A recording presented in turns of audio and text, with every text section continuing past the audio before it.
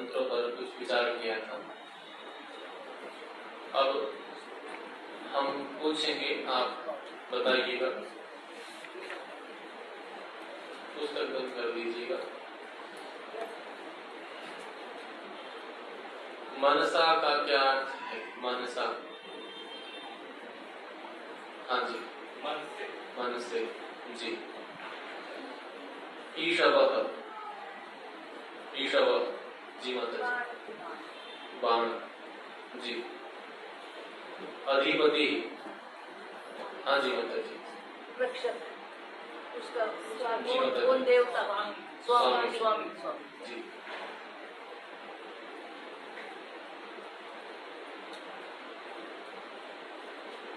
वयम, बोलना नहीं है, हाथ ऊंचा करना है। आदित्याः, जी माता जी, आपके पीछे हाथ क्यों है? सूर्य, और आपने क्या था?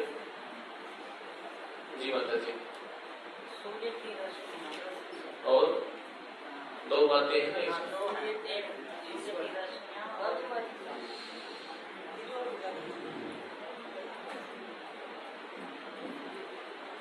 श्वास, प्राण, प्राण, प्राण और सूर्य की किरणें जी। असितः, जी माता जी, बंधन रहित जी। अग्नि, जी माता जी, ज्ञान स्वरूप जी। दिक्, हाँ जी माता जी, दिशा जी। विरोध, हाँ जी प्रहलाद जी, वैसे तो उठा नहीं रहे आप है जी। विरोध जी, हाँ जी माता जी, लता बेल आदि। कल्माश ग्रीवः, हाँ जी जी। इंद्र, हाँ जी माता जी। ऐश्वर्य, परमेश्वरी, परमेश्वरी जी। आसमान, हाँ जी माता जी, हमारा नहीं माता जी, हमसे जी। यह, आसमान में जो उसको तोड़ेंगे तो क्या बनेगा? यह आसमान, हाँ जी, हाँ जी माता जी। हम तो वयम है माता जी, हाँ जी, जो जी बिल्कुल। यम, यम जिससे नहीं, जिससे मतलब वाक्य बनाएंगे तो यम वयम द्वेषमस्तम, जिसको या जिससे हम द्वेष करते हैं। स्वित्रः,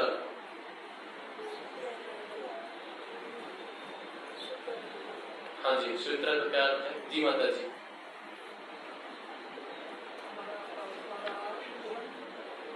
नहीं माता जी, स्वित्र हिमंसा परिक्रमा की कक्षा में करे थे ना इसमें जी, जी माता जी।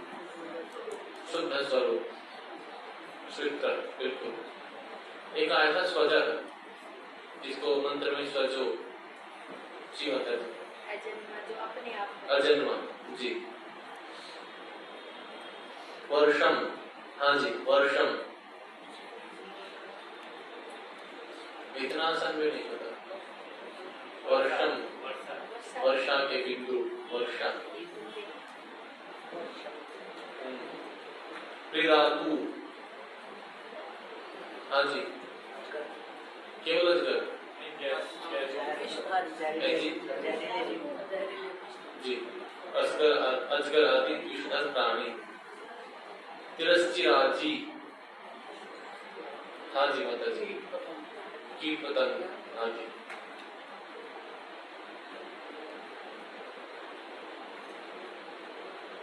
अब सामूहिक रूप से बताइएगा, पहले भी जैसे किया था। पीतये, पीतये मोक्ष सुख। और अभ्युदय के लिए क्या शब्द आया है यहाँ पर? अभिष्ट, अभिष्ट ये सम कल्याणकारी और नह हमारे लिए। हाँ जी, आपको नहीं चाहिए?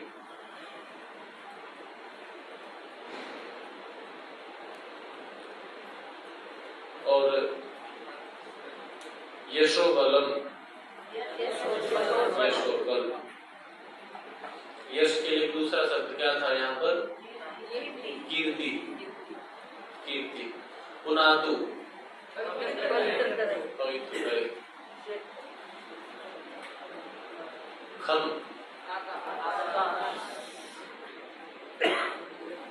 ये उपासना कर रहे हैं ना, तो आकाश में ईश्वर, ईश्वर की चर्चा है तो सर्वव्यापक, आकाश के समान व्यापक। और ब्रह्म, ईश्वर, कैसा ईश्वर? जो महान है। ओम खम ब्रह्म, आकाश के समान व्यापक महान ईश्वर। जनः, जगत उत्पादक, जगत को बनाने वाला। तपः, हाँ जी, ज्ञान स्वरूप। ये गण होकर जय होता है, ज्ञान स्वरूप। जय और ये संयुक्त वर्ण है ना जी, जय और ये ज्ञान स्वरूप। रितम, हाँ जी बोलिए। वेद ज्ञान। सत्यम, कार्य जगत।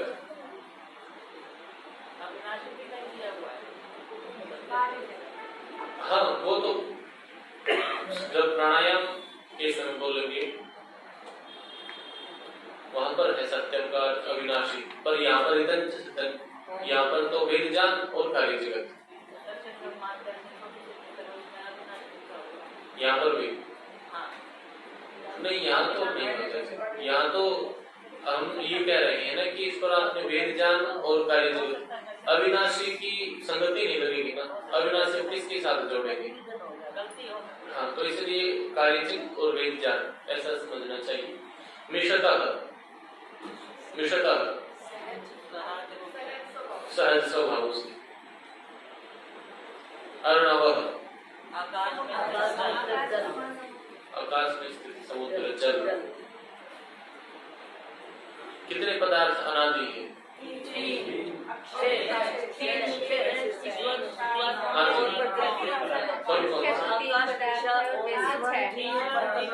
बारी बारी बारी एक साथ बताइए।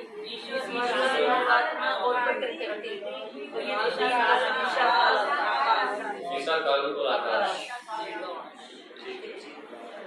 काल कितने समय पहले उत्पन्न हुआ था? अनादि है। अच्छा, हाँ तो मैं पूछ रहा हूँ, मैंने ये नहीं कहा उत्पन्न हुआ था,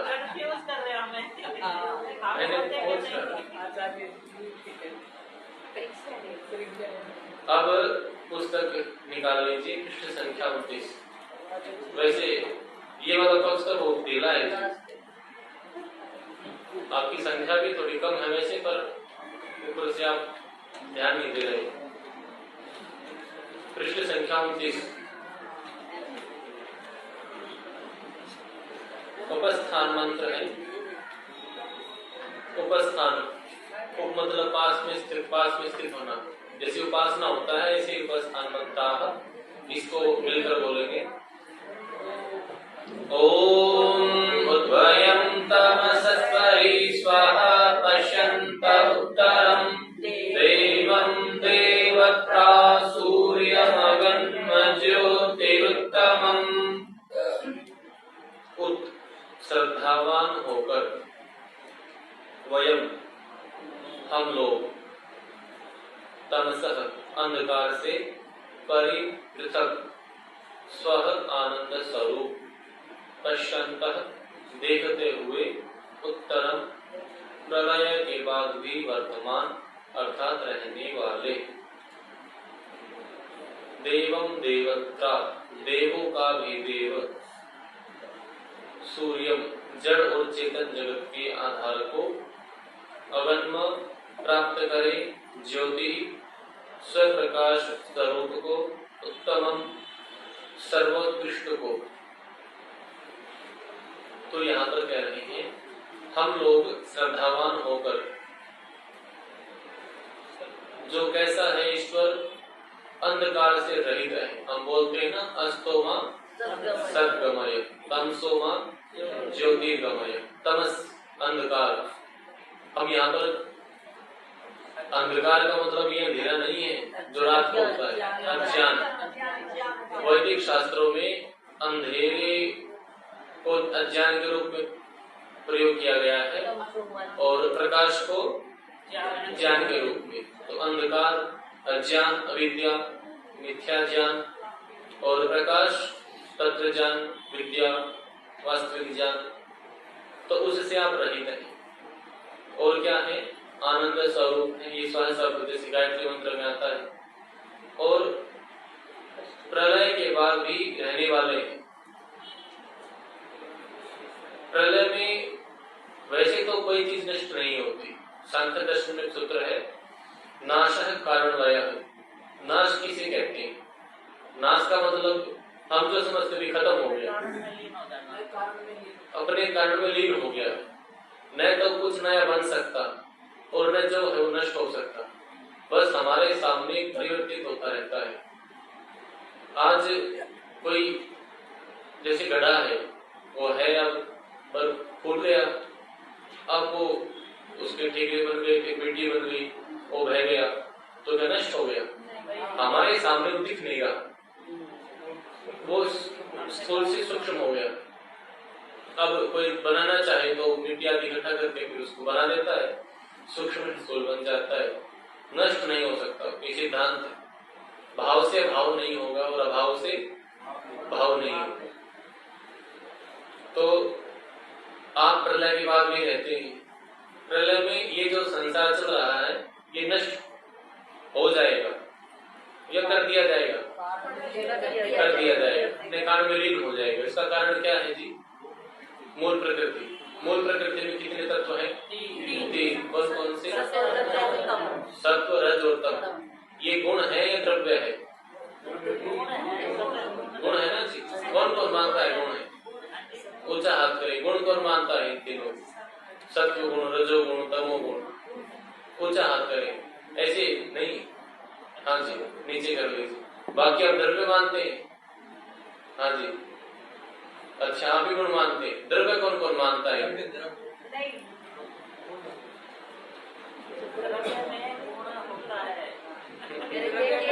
कल एक दिन बताया था, यदि ये गुण है तो फिर हम ये पूछेंगे आपसे कि इसका द्रव्य क्या है, क्योंकि गुण की परिभाषा क्या है? द्रव्याश्रयी, जो द्रव्य में रहे। अब ये तो सबसे मूल है। मूले मूल अभावात्, मूलम अमूलम। मूल कहते हैं कारण को, मूले मूल अभावात्, कारण में कारण का अभाव होने से। मूलम अमूलम, अंतिम कारण बिना कारण वाला होता है।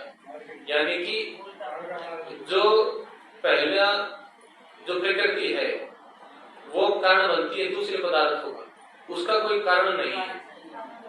यदि इसको सत्वगुण, ये तो बस कहते हैं सत्वगुण है, नहीं ये गुण है, द्रव्य है। यदि गुण मानेंगे तो इसका द्रव्य बताना पड़ेगा। द्रव्य कोई है ही नहीं, तो ये क्या है? द्रव्य। तो ऐसी है ही नहीं कुछ नहीं। यदि हम कह देंगे इसका ये है, फिर आप कहेंगे उसका क्या है, फिर उसका क्या है, तो इसको बोलते हैं अनवस्था दोष। ये कहीं जाके समाप्त ही नहीं होगा, क्योंकि ये प्रश्न तो प्रत्येक के साथ खड़ा रहेगा कि इसका कारण क्या है। जैसे ईश्वर के बारे में कहते हैं, आत्मा के बारे में, किसने उत्पन्न किया? मान लीजिए ईश्वर को किसी ने उत्पन्न किया, उसको किसने किया? तो ये प्रश्न ऐसे ही चलता रहेगा, तो अनवस्था दोष आ जाएगा, कहीं समाप्त नहीं होगा। इसलिए कहा है कि अनादि, इसको किसी ने उत्पन्न नहीं किया, सदा से है, वो सदा रहेगा। ये कुछ प्रश्न ऐसे हैं जो आगे बढ़ेंगे, उनके मन में उठेंगे और ये सरलता से 2, 4, 6 महीने, साल, 2 साल में समझ में नहीं आएंगे, बहुत लंबे समय समझ में आएंगे, 10, 15, 20 साल। उसको जो समझना चाहेगा और जो नहीं समझना चाहेगा उसको और ज्यादा समय लगेगा। ये प्रश्न जटिल है, कठिन है, क्योंकि हम जो देखते हैं उसका कारण, हम कोई भी चीज देखते हैं तो उसका कारण है, उत्पन्न हुई, किसी ने तो की होगी।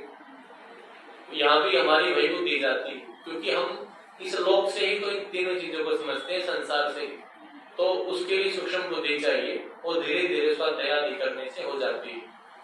तो और देवम देवत्र, देवों के देव, और जड़ और चेतन के आधार। जड़ और चेतन का आधार है, आधार मतलब जैसे जड़ पदार्थ हैं, ये न तो हमने बनाए न अपने आप बने, तो ये अब जिस रूप में है इसको बनाने वाला ईश्वर है, उसका आधार है, और अब भी उसने धारण कर रखा है इस पृथ्वी आदि को अपने। आप पढ़ते हैं ना ईश्वर स्तुति प्रार्थना उपासना के मंत्रों में, कौन सा मंत्र है? और भी कोई है? ये नव रुद्रा पृथ्वी चरणा ये न स्वस्तवितम, आगे यो अंतरिक्षे रजसो विमानम, जिसने अनेक लोक लोकांतरों को विमान विशेष मान युक्त बनाया, धारण कर रखा है। संसार को भी धारण किया, मोक्ष को भी धारण किया, बनाया है और धारण किया, तो आधार है। और चेतन हम सब हैं, हमारा आधार इस प्रकार से कि हमारे कर्मों का फल देता है। हम मैं हूँ ये अनुभूति भी किस की सहायता से कर पाते हैं? अहंकार की सहायता से।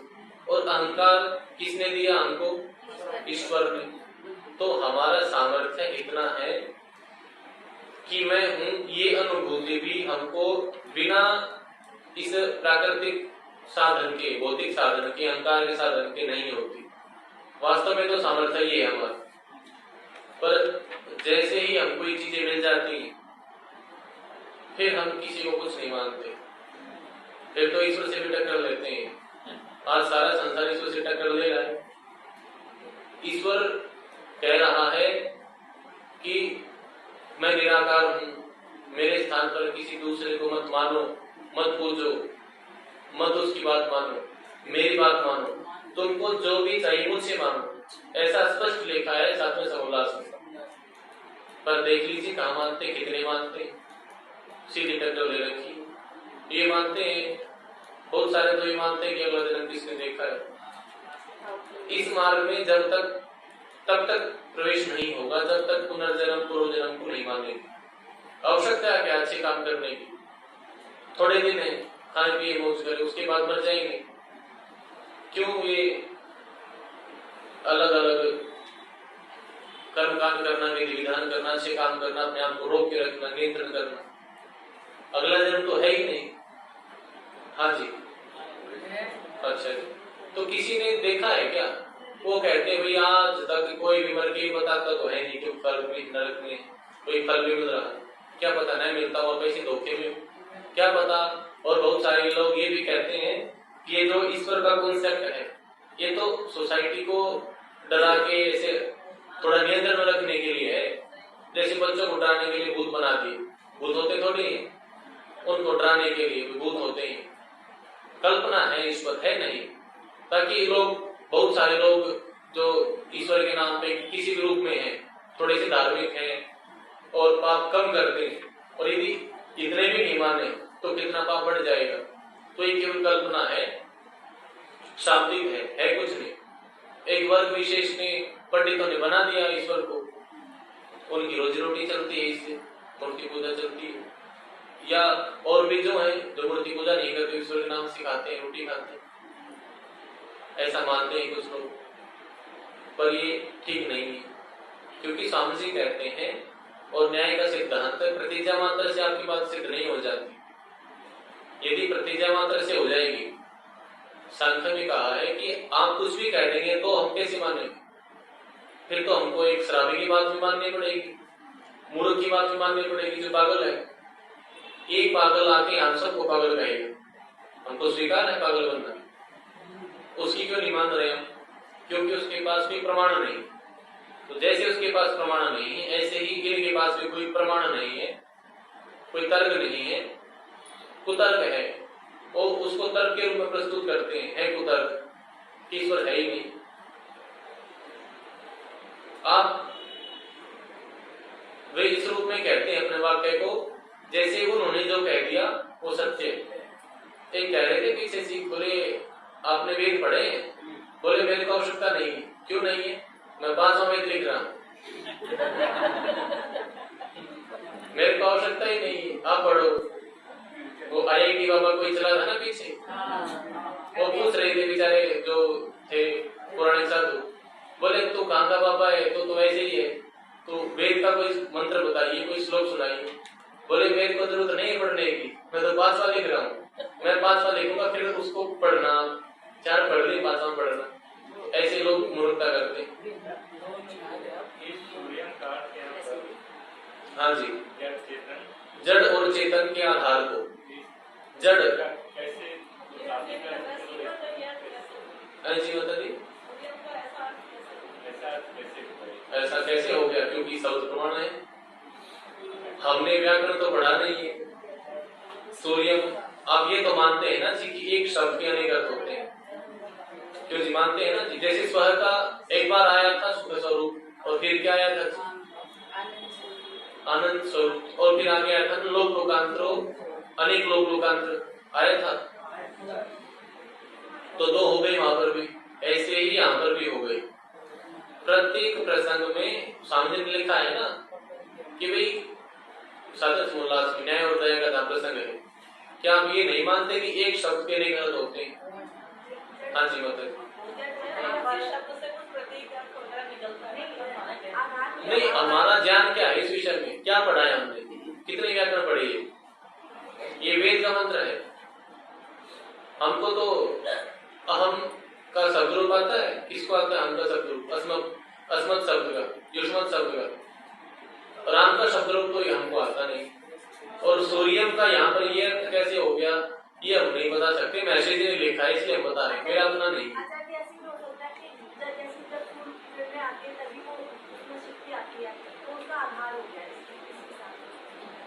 नहीं वो तो आप संगति ऐसे ही कुछ भी लगा लीजिए। सूर्यम जड़ और चेतन जगत का आधार।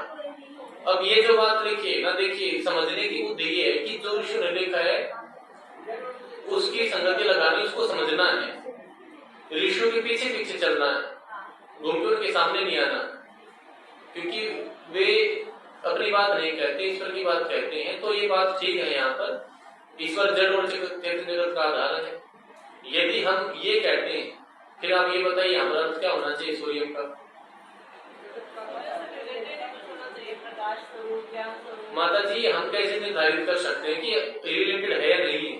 हमको बताना पड़ेगा। स्वामी जी कहते हैं ना, यदि आपने शंका की है, हमारी यहाँ पर शंका हो गई और यहाँ पर ये है, यदि हमको पहले से पता है सूर्य का क्या है तो वो बता दीजिए भाई यहाँ पर ये अर्थ है। मैं तो सूर्य में पढ़ा हूँ, मैसेज ने लिखा है, ये मेरा अर्थ क्या हुआ? नहीं है माता जी, मैं तो उसको बस आपको बता रहा हूँ भाई ऐसा लिखा है स्वामी जी ने। स्वामी जी ने जड़ और चेतन जगत का आधार लिखा है और ये गलत भी नहीं। आप मानते हैं ना जी? ठीक है ना, सूर्य से रोशनी लेते तभी तो यहाँ पर जड़ और चेतन जगत का आधार ईश्वर को बताया है, सूर्य की चर्चा नहीं है। यहाँ पर सूर्य शब्द है, सूर्य की चर्चा नहीं है। हाँ, सूर्य को आप जड़ जगत में मान ले तो ठीक है, सूर्य का और भी बहुत सारे जो जड़ जगत है उसका आधार है, चेतन का आधार है। जैसे आकाश को हमने मान लिया है जी, हाँ सूर्य भी नाम है जी। हाँ जी, ईश्वर का नाम तो शकुनी भी है, पता है आपको?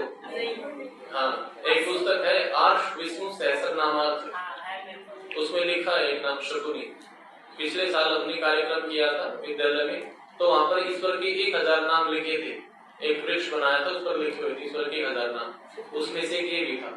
उस पुस्तक में 1024 नाम, तो एक अर्थ वो है शकुनी, और भी बहुत सारे नाम है वहां पर। आचार्य जी, हमने एक बार पढ़ा मंत्र का ईश्वर का नाम असुर भी लिखा हुआ है। हाँ जी,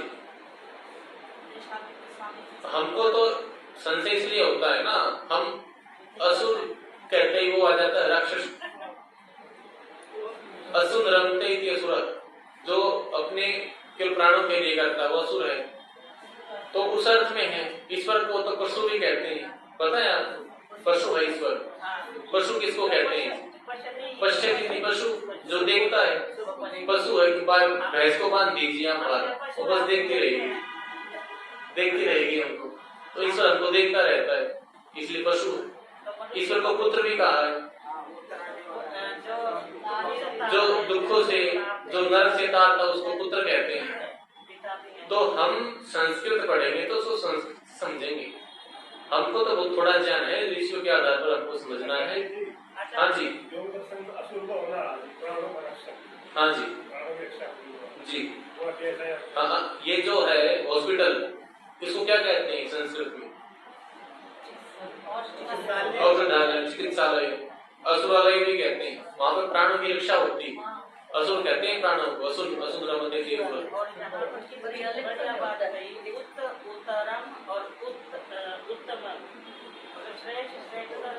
हाँ जी, हाँ जी, बिल्कुल। तो ये ज्योति स्वप्रकाश स्वरूप को और सर्वोत्कृष्ट को हम देखते हैं और श्रद्धावान होकर देखा है। श्रद्धा होनी चाहिए हमारे अंदर। आर्य समाज जीवन बनने का कठोरता नहीं है, और ये कठोरता जितनी औरों के प्रति करते हैं, अपने प्रति नहीं करते। दूसरे को तो कहते हैं मूर्ति पूजा नहीं करनी, बिल्कुल नहीं करनी। ये तो सिद्धांत विरुद्ध है, पाखंड है, ये तो वेद विरुद्ध है। वैसे जी ने कहीं भी नहीं किया, बताइए कहाँ लिखा है? स्वामी जी कहीं भी नहीं लिखा, ये गलत है। लेकिन स्वामी जी ने ये लिखा है सत्यार्थ प्रकाश के समोल्लास में कि न्यून से न्यून 2 घंटा ध्यान अवश्य करना चाहिए। यदि उनसे पूछेंगे तो बेचारे चुप हो जाएंगे, करते नहीं। तो 2 कार्य होते हैं, एक होता है करने योग्य, एक होता है नहीं करने योग्य। तो विशेष ध्यान, अच्छा लाभ जो है, लाभ वो है फल के रूप में, और फल कर्म करने का मिलता है, नहीं करने का मिलता है, कर्म करने का।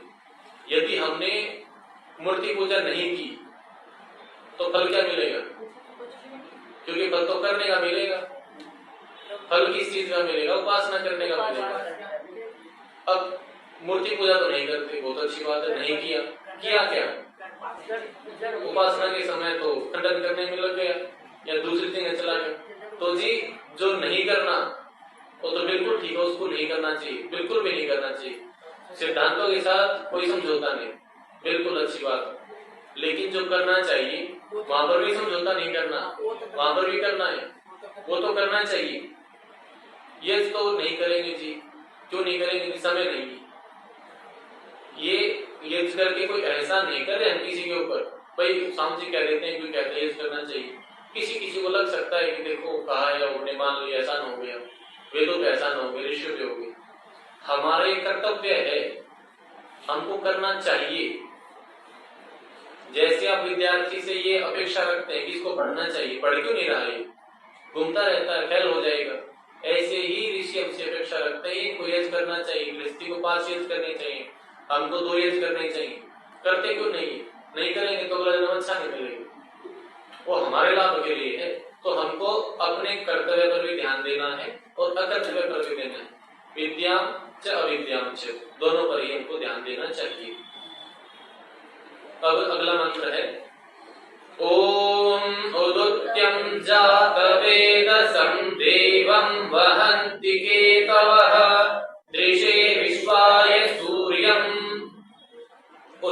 अच्छी प्रकार से, निश्चय से, त्यम उस परमात्मा को, अच्छी प्रकार से, निश्चय से, निसंदेह, संशय रहित होकर उस परमात्मा को, जात वेदसम उत्पन्न संपूर्ण जगत को जानने वाले को, देवम देवों के भी देव को, वहंती जनाते हैं, ईश्वर का यहाँ पर विशेषण लिखा, जो सारा संसार उत्पन्न हुआ इसको जानता है, क्योंकि उत्पन्न किसने किया है? ईश्वर ने। ईश्वर उत्पन्न करके भूल नहीं गया, अब भी जान रहा है। और देवों का भी देव है, महादेव है, जनाते हैं। क्या जनाते हैं? जगत के रचना आदि नियामक गुण तथा वेद मंत्र। वेद मंत्र आप पढ़ते हैं, उसमें अब जैसे ये जो मंत्र है और पहले जैसे हमने पढ़े उसमें ईश्वर के बारे में बात आई, तो ईश्वर को जना दिया इन वेद मंत्रों में। और नियामक गुण है, हम कहते हैं कि ईश्वर न्यायकारी। फिर हम संसार में देखते हैं न्याय है, कैसे है न्याय? ये जो योनियां हैं, मनुष्यों में इतने भेद हैं, ऊंच नीच है, और जो दूसरे पशु पक्षी हैं, तो किसने बनाया?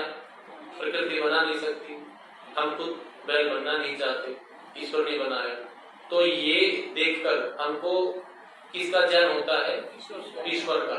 जैसे स्वामी जी ने लिखा है, नैषधानंद जी ने, रचना को देख के रचनाकार का ज्ञान होता है, रचयिता का ज्ञान होता है। किसी ने कोई बहुत अच्छा डिजाइन बनाया, कोई आर्ट बनाया, कोई पेंटिंग बनाई, तो उसको देख के पूछते हैं किसने बनाया। मान लीजिए ये भोजन बना रही है, बहुत अच्छा बनाता है, तो किसी को कार्यक्रम कराना तो पूछते हैं किसने बनाया है, हमको ही बुलाना है। तो जैसे ही वो कार्य हमारे सामने आता है, उसके कर्ता की ओर ध्यान जाता है। तो कार्य को देखकर कर्ता की ओर बढ़ना है, तो ये कार्य है, और इसका जो कर्ता है ईश्वर, उसको देखना है, विचार करना है। और आगे क्या है? दृश्य, देखने के लिए, विद्या प्राप्ति, विश्वाय, विश्व को, संपूर्ण विश्व को, सूर्यम, फिर सूर्य आ गया, अर्थ वही है, जड़ और चेतन के आधार को, ईश्वर को। ये जो हाँ जी, पीछे था श्रद्धावान होकर, यहाँ पर हो गया अच्छी प्रकार से। अब कहेंगे कि श्रद्धावान होकर दोनों जगह शब्द तो एक है, ये हम नहीं बताएंगे कि यहाँ क्या अर्थ होना चाहिए। हमको पता होता तो स्वामी जी के पुस्तक पढ़ने की जरूरत थी, संहिता ले लेते और उसका अर्थ बनाते रहते अपना। तो जो लिखा है वो अच्छा लिखा है, स्वामी जी ने ठीक लिखा है, तो अच्छी प्रकार से लिखा है यहाँ पर। और जड़ और चेतन जगत के आधार को, ये तीन शब्द चलते हैं, जड़ चेतन और जंगम और स्थावर। और एक कौन सा होता है? नहीं, तीन जोड़े हैं, चर अचर। चर अचर, तो अचर है, जो चर है वे चलने वाले, जिनमें गति है, जो भी चीजें गतिशील है, जैसे हम हैं, हम गतिशील हैं। अचर जो स्थिर है, पर्वत है और दूसरी चीजें, मकान है, ये चर है। चर अचर तो ऐसे हो गया। चेतन आत्मा और परमात्मा है, जिसमें ज्ञान है। जड़ वो है जिसमें ज्ञान नहीं है, प्राकृतिक पदार्थ। और तीसरा क्या था? स्थावर और जंगम। अभी हम इनको दे रहे हैं, स्थावर और जंगम। स्थावर तो ये पेड़ पौधे, और जंगम हम लोग जो चलते फिरते हैं। तो वहां पर योग दर्शन में आया है, स्थावरेषु जंगमानाम जंगमेषु स्थावराणाम। हमने फल तोड़ा, जो स्थावर है उसमें फल आया, उन्हें फल खा लिया, और जो और वनस्पति थी, औषधि थी, घास था, वो खाया पशुओं ने, गाय भैंस ने खाया। अब खा के उन्होंने गोबर किया, मल किया, अब वो खाद बन गया, वो फिर चला गया वृक्षों में, वनस्पति के, वो फिर फल बन गया। तो ये चक्कर चलता रहता है। व्यास भाष्य में इसी चर्चा आई। अब तीसरा मंत्र है इसमें, ओम चित्रं देवानां उदगादनीतं चक्षुर्मित्रस्य वरुणस्याग्नेः आप्राद्या वा पृथिवी अंतरिक्षं सूर्य आत्मा जगतस्तस्थुषश्च स्वाहा। चित्रम, अद्भुत स्वरूप। ईश्वर अद्भुत है। ईश्वर के जो कार्य होते हैं बहुउद्देशीय होते हैं। जैसे कोई योजना चलती है ना, मल्टीपर्पज, एक से बहुत सारे कार्य सिद्ध हो जाते हैं। अब जैसे ईश्वर ने हमको बना दिया, मनुष्यों को, और हमको कहा भाई यज्ञ करना है। हमने कहा जी यज्ञ कैसे करें, तो घी का प्रयोग करना है। घी कहां से आएगा? फिर कुछ प्राणी ऐसे थे, उन्होंने ऐसे काम कर रहे थे जो मनुष्य नहीं बन सकते थे, उनको बना दिया गाय। गाय बना के उनको फल मिल गया, और गाय को हमने चारा खिलाया, उसने हमको दूध दे दिया। उसके दूध से हमने दूध पी भी लिया, घी बना के खा भी लिया, रेस भी कर दिया। तो देखो हो गया ना बहुउद्देशीय कार्य, उसको फल भी मिल गया और हमारा हेस भी हो गया। तो इस प्रकार से ईश्वर के कार्य बहुउद्देशीय होते हैं, एक से ही बहुत से कार्य सिद्ध हो जाते हैं। अद्भुत है, बहुत विशेष है। इतना विशेष है कि स्वामी जी ने, महर्षिदानंद जी ने 45 मुलास में 108 नाम लिखे ईश्वर के, और क्या कहा कि मेरे द्वारा ये लिखे गए नाम समुद्र के सामने बिंदुवत है। 108 नाम समुद्र के सामने बिंदुवत है, क्योंकि ईश्वर के अनंत गुण हैं, तो उसके नाम भी अनंत होंगे। तो इसलिए बहुत सारा ज्ञान है, अद्भुत है, और जो ईश्वर को समझ लेता है वो भी अद्भुत हो जाता है। सामान्य व्यक्ति ईश्वर के ठीक ठीक स्वरूप को नहीं जान पाता, और जो जान लेता है वो सामान्य नहीं रहता, अद्भुत हो जाता है, वो इस भीड़ से अलग हो जाता है। तो अद्भुत स्वरूप है, और क्या है, विद्वानों के हृदय में उद्गात अच्छी प्रकार से प्रकट होने वाला है। हमारे निकट में हम देखें तो स्वामी दयानंद जी थे, वो विद्वान थे, व्याकरण के विद्वान थे, और दूसरे शास्त्र पढ़े थे, वेद के विद्वान थे। उनके हृदय में अच्छी प्रकार से प्रकट हुआ, उनकी समाधि लगी। ईश्वर का प्रत्यक्ष कौन सी समाधि में होता है? असंप्रजात समाधि। अनेकम काम क्रोध आदि के नाश के लिए सर्वोत्तम बल है। आप जब पूछते हैं कई बार कि जी राग द्वेष का नाश कैसे करें, राग है, द्वेष है, इसका नाश कैसे होगा, ये देखिए लिखा हुआ है यहाँ पर, सर्वोत्तम बल है। रामबाण इलाज कहते हैं ना, रामबाण का अर्थ होता है राम जी ऐसा है उनके विषय में कि उनका जो निशान वो चूकता नहीं था। इसका मतलब रामबाण इलाज, यदि चल गया तो निशाने पे ही जाएगा। तो ये रामबाण इलाज है, इससे अच्छा कोई नहीं है। अपने काम क्रोध राग द्वेष ईर्ष्या अभिमान तृष्णा के नाश के लिए ये जो सर्वोत्तम बल है, क्योंकि ये बहुत बलवान है, ये नचाते हैं आदमी को। स्वामी जी ने एक स्थान पर कहीं लिखा है, बस उनका में शायद, जैसे मदारी देखा आपने, मदारी क्या करता है, मदारी मंत्री को नचाता है, कभी इधर कूदती कभी इधर कूदती।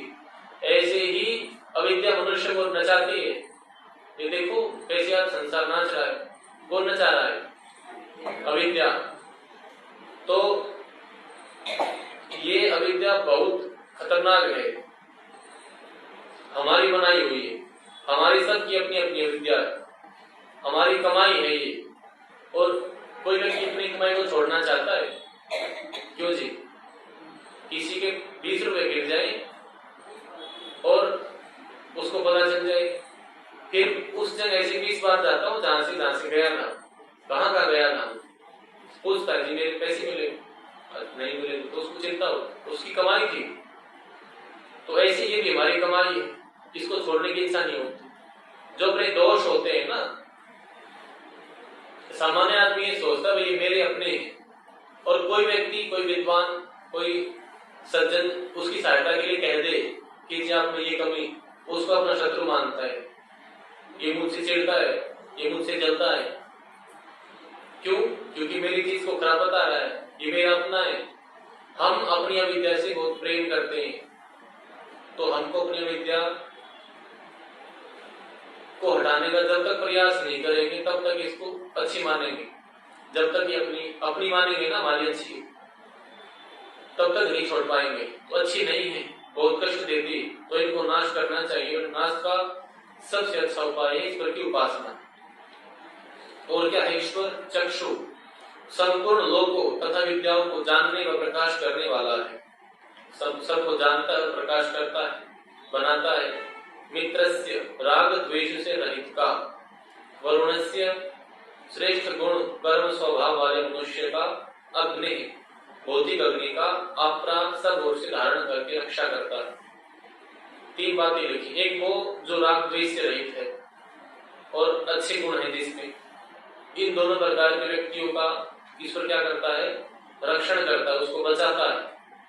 कहावत चलती है ना, अंधे की मक्खी कौन उड़ाता है, परमात्मा, राम नहीं। कहावत ये है, अंधे की मक्खी राम उड़ाता, राम मतलब परमात्मा। अंधे की मक्खी परमात्मा उड़ाता है। अंधा जो सरल है, स्पष्ट है, ईमानदार है, जिसके श्रेष्ठ गुण कर्म स्वभाव है, उसकी सहायता करता है ईश्वर, विशेष सहायता करता है। यदि 2 बच्चों की लड़ाई मच जाए, लड़ाई हो जाए उनकी, एक बच्चा मजबूत है, एक कमजोर है, तो माता जी किसकी रक्षा करेगी, किसको बचाएगी, कमजोर को। लेकिन वो कमजोर अधार्मिक नहीं होना चाहिए, धार्मिक होना चाहिए। अधार्मिक हो तो उसको भी पीटना चाहिए, चाहे कमजोर हो जाए मजबूत। अधार्मिक तो चाहे चक्रवर्ती राजा हो, उसके नाश की इच्छा करनी चाहिए। क्या करनी चाहिए, नाश की इच्छा। और धार्मिक चाहे मां अनाथ हो, दरिद्र हो, उसकी हर प्रकार से सहायता करनी चाहिए। ऐसा कह रखा है नैशिकानंद जी। कहाँ कहाँ है, हाँ जी। जो अधार्मिक है, पापी है, दुष्टाचारी, चाहे वह चक्रवर्ती सम्राट हो, उसके नाश की कामना करनी चाहिए, इच्छा करनी चाहिए। और कोई धार्मिक है, चाहे वो कितना ही दुर्बल अनाथ हो, उसकी सहायता करनी चाहिए। सत्याग्रह प्रकाश में कहा, 6 16 से यह मंत्र प्रकाश क्यों जी, वहां है ना, तो सबसे अंत में लिखा है। तो इस प्रकार से समझना चाहिए, इनकी रक्षा करता है ईश्वर, और हमको भी करनी चाहिए। और भौतिक अग्नि की करता है, इनको धारण करता है। द्यावा पृथ्वी, द्युलोक और पृथ्वीलोक को, और अंतरिक्ष लोक को धारण करके रक्षा करता है। और सूर्य सबका प्रकाशक है। आत्मा आधार है, व्यापक है। आत्मा का यहाँ पर आत्मा नहीं है, यहाँ पर परमात्मा की आत्मा का है, जो इन सबका आधार है। और जगत, चेतन जगत का तस्थुषक, जड़ जगत में च और स्वाहा मैं यह सत्य कहता हूँ। मैंने मतलब साधक ने अब तक जो बात कही इस मंत्र में, मैंने ये सब सत्य कहा है कि आप ऐसे ऐसे ही हैं। कहता हूँ, मैं सत्य कहता हूँ, व्यवहार में भी आपको ऐसा ही मानता हूँ। ये नहीं कि यहाँ तो कह दिया कि आप हमारी रक्षा करते हैं और सर्वव्यापक हैं, और व्यवहार में सर्वव्यापक नहीं माने। और कुछ कोम्बो करते हैं। कोम्बो कैसे, संध्या भी करते हैं, मूर्ति पूजा भी करते हैं, वो बेचारे डरते हैं, भाई कहीं यार इस मजे के चक्कर में देवता पीछे लग लिए तो डरते हैं। स्वामी जी बताते हैं, कहीं गए थे किसी मंत्री के घर में, तो जैसे फोटो लगे ना यहाँ पर, वो सब बहुत सारे चित्र लगे। तो स्वामी जी ने कहा, इसमें सबसे ज्यादा किसको मानते हैं, होता ना फेवरेट भगवान, पसंदीदा। बोले जी मैं तो सबको एक बार हाथ जोड़ लेता हूँ, क्या पता कौन सा नाराज हो जाए। तो डर लगता है, तो शुरू में बनता है ना, वो थोड़ा भय रहता है, डर लगता है। तो डरने की कोई चिंता नहीं है। हम आपको नहीं कहते, हम भी नहीं करते। आपने गुरुकुल में कोई मूर्ति देखी, दर्शन में महाविद्यालय में कोई मूर्ति नहीं, कोई मूर्ति नहीं, कोई हम घंटी नहीं बजाते, घड़ियाल नहीं बजाते। तो निश्चिंत होकर संध्या करनी, उपासना करनी। मूर्ति पूजा में समय खराब नहीं करना। मूर्ति पूजा खाली है, एक बार गिर गए तो गिर गए, मुश्किल है, असंभव नहीं है। आएंगे तो यहीं पर, मुश्किल है बहुत। 28 दोष है शायद, 11 16 बताए। हाँ, तो 16 दोष बताए वहां पर, बहुत दोष है। और वे तो थोड़े बताए, और भी ज्यादा है। तो यदि हम करेंगे तो हम भी उन दोषों से युक्त हो जाएंगे। तो हमको इस अविद्या से बचना चाहिए। बहुत समय नष्ट होता है, बहुत समय खर्च होता है, और अनावश्यक औपचारिकताएं बहुत होती है। हमने तो कोई कभी विशेष नहीं की, पर जो करते हैं। और बुद्धि जड़ की उपासना करने से बुद्धि जड़ हो जाती है, प्रश्न नहीं करते, शंका नहीं करते। और कोई कर दे तो उसको खराब मानते हैं, प्रश्न तो वही होता ही नहीं। हम कहेंगे उनको भाई ऐसा क्यों हो गया, तो क्यों का क्यों की तो लड़ाई होती है, वो ऐसा कह के फिर अपना पीछे छुड़ा लेते हैं। और यदि कुछ प्रश्न का उत्तर नहीं आता तो कहते हैं हमारी आस्था है जी। आस्था क्या मतलब? आस्था मतलब असत्य होता है। और आप ऐसा मत कहिए हमारी आस्था को ठेस पहुंचती है। अच्छा, जब आप हमको कहते हैं हमारी आस्था आस्था नहीं, आपकी आस्था आस्था है। विश्वास, श्रद्धा और विश्वास क्या लिखा है आर्य रतनमाला में? वेद पर जो सत्य है उस पर उसको वैसा ही मानना, सत्य को सत्य मानना विश्वास है। ईश्वर तो निराकार था, आपने साकार मान लिया और इसको आप आस्था कह रहे हैं। हम तब मानते हैं आपकी आस्था को ठेस पहुंचे जब आस्था आस्था होती। आस्था तो है ही नहीं, अनास्था है। आस्था तो हमारी है। हम निराकार को निराकार मानते हैं, साकार को साकार मानते हैं। आपने निराकार भगवान को साकार बना रखा है। और अब यदि हम कुछ आपके भले के लिए कह देते हैं तो आपको दिक्कत होती है, परेशानी होती है। तो ये न्याय नहीं है। कोई सुधरे चाहे न सुधरे, हम जरूर सुधरेंगे। ये स्वयं को सुधारना ही तो कठिन होता है।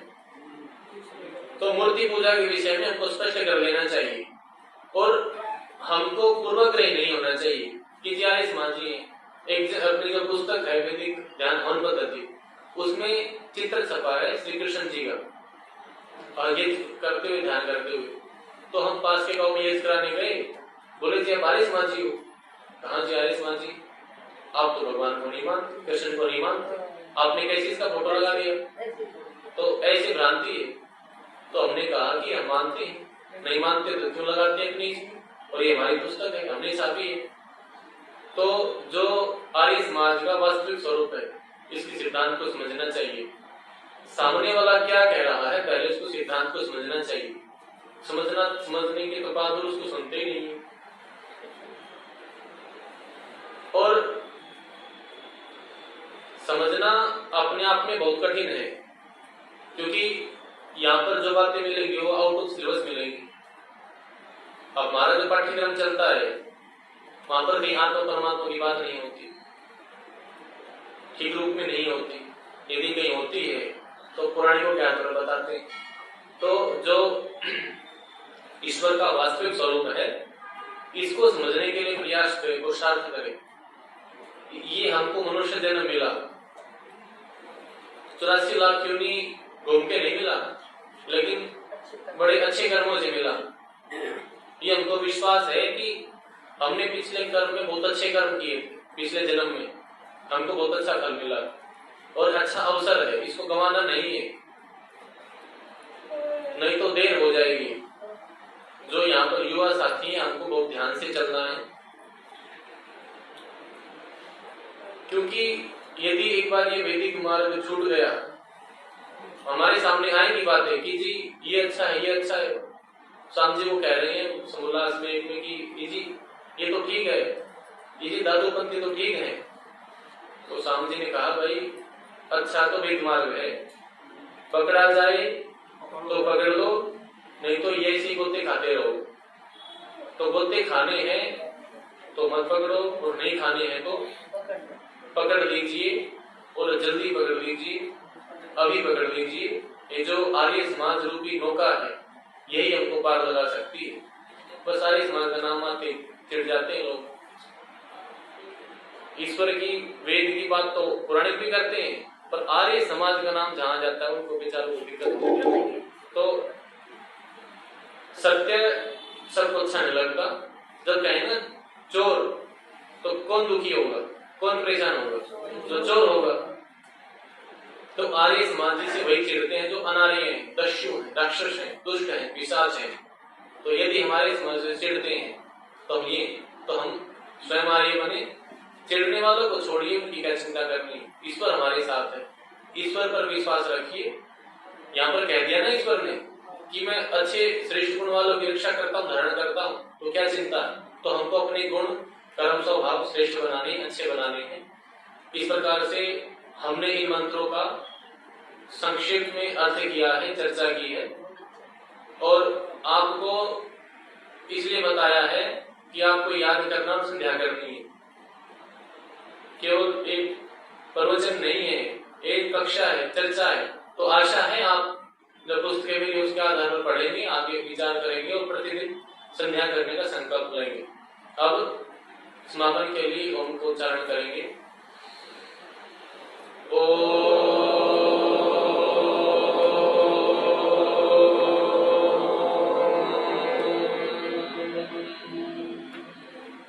बोलेंगे सर्वेभ्यो नमः। सबको सादर नमस्ते जी।